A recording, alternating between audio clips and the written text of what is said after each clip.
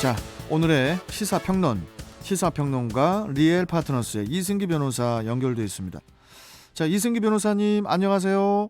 예, 안녕하세요. 예, 자, 오늘의 시사평론, 오늘 어떤 이슈부터 가볼까요? 예, 첫 번째 이슈는 세월호 수사 외압 없었다. 특수단 활동 종료입니다. 그 세월호 참사 특별수사단이 어제 19일에 지난 1년 2개월간의 수사 결과를 발표를 하고 특수단 활동을 이제 마무리를 했는데요. 이 구조 소홀 혐의로 그 해경 지휘부 11명을 또 옛 세월호 탐사 특별조사위원회 이 특조위 방해 의혹과 관련해서 그 박근혜 정부 관계자 9명을 불구속 기소를 했는데, 자, 어떤 내용입니까? 예, 우선 특수단은 이 사고 현장에 출동한 구조 인력에게 그 승객 구조에 필요한 지시를 내리지 않아 이 대규모 인명 피해를 낸 혐의, 그러니까 업무상 과실치사상죄로 이 김석균 전 해양경찰청장을 포함해 해경 지휘부 11명을 지난해 2월 이미 재판에 넘겼고요. 그리고 옛 특조위의 조사를 방해한 혐의로는 그 이병기 전 청와대 비서실장, 그리고 현정택 전 정책조정수석, 그리고 현기한 전 정무수석을 포함해 총 9명을 지난해 5월 직권남용 권리행사 방해죄 혐의로 이미 불구속 기소를 했습니다. 예. 자, 그런데 가장 문제가 됐던 그 세월호 유가족 사찰 의혹에 대해서는 무혐의 결론이 나왔어요. 예, 그 기무사와 국정원이 이 세월호 유가족을 사찰했다면서 이 박근혜 전 대통령을 비롯해 김기춘 전 대통령 비서실장 또 기무사 관계자 등을 이제 고소를 한 사건인데요. 네. 이 무혐의 처분이 나왔습니다. 네. 이 특수단에 따르면 정보기관이 유가족에 대한 동향 보고서를 작성한 사실이 확인은 된답니다. 하지만 미행이나 도청, 해킹과 같이 구체적이고 현실적인 권리 침해를 확인하지 못했다는 것이고요. 네. 또 박근혜 전 대통령이나 김기춘 전 비서실장이 이 기무사로부터 유가족 동향이 일부 기재된 보고서를 받아본 사실이 인정이 되지만 이 청와대나 국방부가 이 사찰을 지시하거나 또 관련 보고를 받은 사실은 확인되지 않았다고 밝혔습니다. 네. 결국 증거 불충분으로 인한 혐의 없음 처분이라고 보는 게 맞는 것 같습니다. 그렇군요. 자, 그리고 이 참사 당일에 해경이 물에 빠진 학생 임모군을 헬기가 아닌 선박으로 옮겨서 구조를 방기하는 바람에 사망했다는 그 의혹과 관련해서도 이제 무혐의가 나왔습니다. 예, 그 임군의 경우에는 이 바다에 빠진 지 이제 7시간이 지난 상황이었고, 네. 임군을 처음 발견한 이 해군 관계자가 몸이 이미 굳어 있었다라고 진술을 했습니다. 그리고 심폐소생 당시 정황을 분석한 대한응급의학회와 국립중앙의료원의 의견을 종합했을 때 임군은 처음부터 살아있는 상태가 아니었을 수 있었다는 겁니다. 결국 해경 지휘부가 임군의 생존 가능성을 알면서도 헬기가 아닌 선박으로 이송을 했다라고 볼 수가 없다라는 겁니다. 네. 그 외에도 세월호 항적 조작 의혹에 대해서도 항적이 기록된 이 선박 자동 식별 장치를 제출받아 분석했으나 이 조작 사실이 확인되지 않았다고 했고요. 이외에도 이제 법무부의 검찰 수사 외압이나 청와대 감사원 외압 의혹 등 이 세월호 유가족들이 제기한 이제 각종 의혹을 살펴봤지만 혐의점을 발견하지 못했다는 그런 결과가 나왔습니다. 예. 자, 그런데 아직도 그 세월호 사건에서 가장 화가 나는 게 그 참사 초기에 그 몇몇 방송사에서 나온 전원 구조라는 속보였거든요. 네, 전원 예. 구조. 참 정말 역사에 남을 오보로 보이는데 이에 대한 조사 결과도 나왔죠.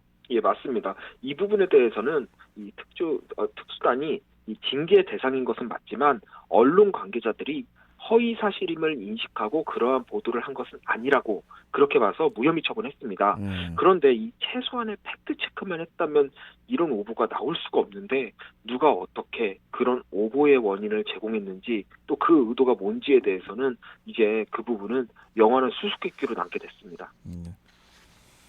자, 세월호 얘기는 뭐 계속 또 해야 될 것 같으니까. 예. 자, 다음 이슈 가죠. 네, 다음 이슈는 영아 살해, 보호 출산대 도입 시급입니다. 자, 이게 참 이거 뭐 요새 계속 이거 무슨 일입니까 이거. 탯줄도 안 뗀 신생아를 집 밖으로 던져서 숨지게 한 20대 친모가 경찰에 긴급 체포된 사건이 발생을 했습니다. 예. 심지어 해당 친모는 범행을 저지르고 7살 된 첫째 아이와 함께 주거지 인근으로 도망쳤다가 경찰에 붙잡혔다고 하는데 이 뭡니까? 이게 어떤 내용입니까? 예, 지난 17일 발생된 일인데요. 당시 오후 1시쯤에 이 고양시의 한 빌라 단지에서 건물과 건물 사이의 이 공간에 갓 태어난 여자 사체가 있었는데 이걸 인근 주민이 발견해서 경찰에 신고한 겁니다. 이 숨긴 신생아는 발견 당시 알몸 상태였고 이 탯줄과 태반도 제거되지 않은 상태로 얼어 있었다고 합니다. 또 당시 아유, 고양이 또 한파주의보가 있었다고 합니다. 예. 그리고 경찰이 조사한 결과 이 해당 친모가 이날 오전 4층에 있는 자신의 집 화장실에서 아기를 출산한 뒤에 이제 산후 우울증으로 창밖으로 아이를 던져 숨지게 한 것인데요. 이 최종 그 사인을 보면 이 추락에 따른 골절이었다고 합니다. 그 해당 친모가 자신의 범행을 뭐 모두 인정했다고는 하지만 그래도 왜 이게 지금 뭐 이런 끔찍한 범죄를 저질렀는지 이게 좀 이해가 안 가요. 예, 그 친모가 그 이혼 후 부모와 함께 거주를 했는데 임신한 사실을 주위에 알리지 않았다고 합니다. 그리고 극심한 이제 심리 불안을 호소했다고 하는데요. 뭐 구체적인 내용은 더 확인이 필요하지만 이 원치 않는 혼의 임신으로 인한 주변에 뭐 예상되는 따가운 시선 그리고 그로 인한 심리 불안이 이번 사건의 원인으로 이렇게 보입니다. 자, 이번 사건이 이제 영아 살해죄로 처벌이 될 텐데 문제는 이 영아 살해가 그냥 일반 그 살인보다 형사 처벌 수위가 상당히 낮다고 하는데 이게 맞습니까? 예, 맞습니다. 이 상당히 낮습니다. 그 일반적인 살인죄는 법정형이 사형 무기 또는 5년 이상의 징역입니다. 네. 최대 사형까지 가능하고 징역도 5년 이상이니까 5년부터 쭉 올라가는 겁니다. 네. 그리고 존속살인의 경우에는 이제는 사형 무기 또는 7년 이상으로 가중처벌되고 있는데요. 다른 나라에는 이런 존속살인 규정이 거의 없습니다. 근데 우리나라는 이제 유교 문화가 뿌리를 두고 있다 보니까 부모에 대한 상해나 살인에 대해서는 이제 가중처벌하고 있는 겁니다. 그런데 반대로 이 영아 살해의 경우, 그러니까 부모가 이제 뭐 갓 태어난 아이에 대한 이런 영아 살해의 경우에는 반대로 법정형이 10년 이하의 징역입니다. 최대 징역이 10년인데 아, 보통 이제 최저형이 1개월입니다. 그러니까 징역 1개월이요? 1개월까지도 가능한 겁니다. 그리고 물론 이 집행유예도 가능하고요.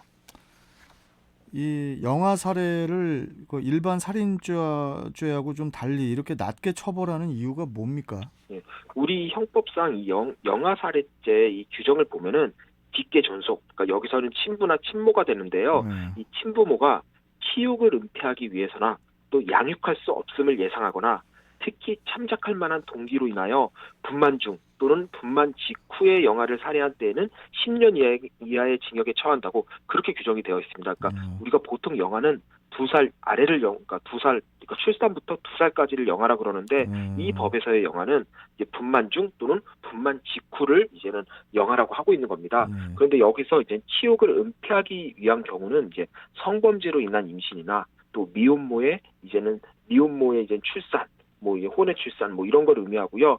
또 양육할 수 없음을 예상한 경우는 영아를 양육할 경제적 능력이 없는 걸 의미합니다. 특히 참작할 만한 동기는요.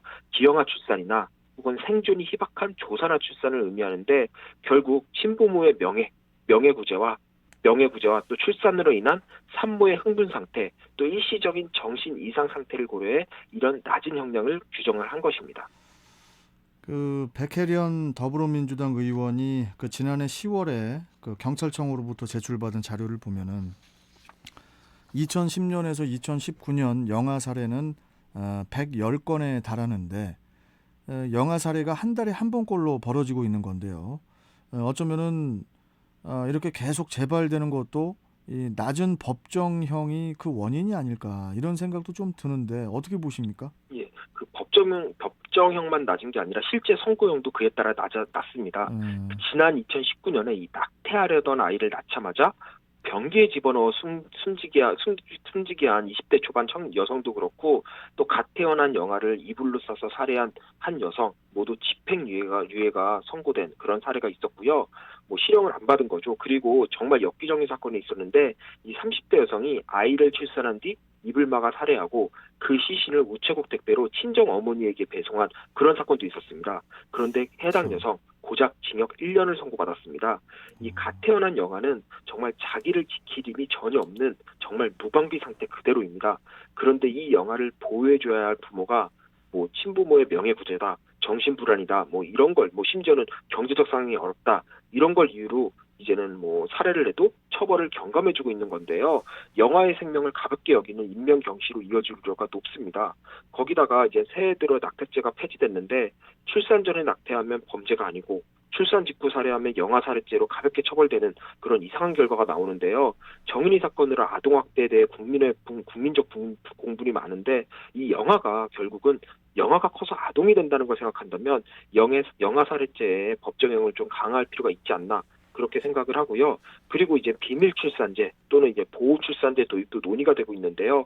보통 혼외 임신이나 경제적 어려움으로 인한 이런 영아 사례가 일어나는 경우가 많은데 차라리 국가에서 해당 상모의 출산 자체를 비밀로 해서 철저한 보호 아래 출산을 지원하고 영아가 태어나면 또 입양 제도를 이용해서 좋은 부모와 인연을 맺어주는 그런 제도를 도입하고 홍보한다면 이 탯줄을 갓댄 영아들의 이 비극적인 죽음을 좀 막을 수 있지 않을까 그렇게 보고 있습니다. 자, 이건 뭐 영화나 드라마에서도 이런 시나리오는 안 쓰는데 예, 참 이제는 우리 시대가 이게 정말 더 막장으로 치닫고 있는 게 아닌가. 맞습니다. 예. 참 화도 안 납니다. 이제 어이가 없어가지고 이게 지금 뭐 믿어지지도 않아요. 이런 뉴스를 이렇게 듣다 보면은. 자, 오늘 말씀 여기까지 듣고 수고하셨습니다. 내일 뵙겠습니다. 고맙습니다. 예, 감사합니다. 네.